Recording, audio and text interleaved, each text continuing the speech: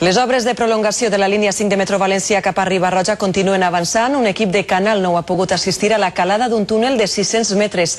Això és el moment exacte en què les màquines que han treballat per un extrem i l'altre d'eixe túnel s'han trobat. Entrem en el túnel de la línia 5 del metro que unirà l'aeroport de Manises amb Riba-roja.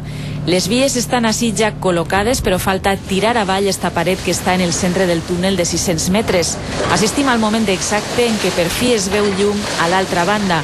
La perforadora travessa els últims metres cúbics de terra i pedra dels més de 50.000 que ha fet falta llevar para excavar este túnel. El túnel lo hemos abordado en lo que es su excavación desde dos de sus lados, de tal manera que así hemos podido multiplicar por dos el ritmo de excavación, porque lo hemos atacado con dos equipos, y hoy lo que hacemos es unir esos dos tajos de excavación en su parte sensiblemente central para tener ya un túnel completo.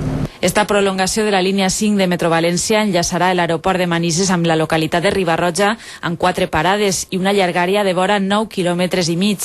Per fer el traçat s'ha aprofitat la plataforma de l'antiga línia de Rodalia de Renfe València-Llíria. Ara que ja tenen el túnel completament excavat, el següent pas és acabar de construir la llosa per damunt de la qual discorreran les vies.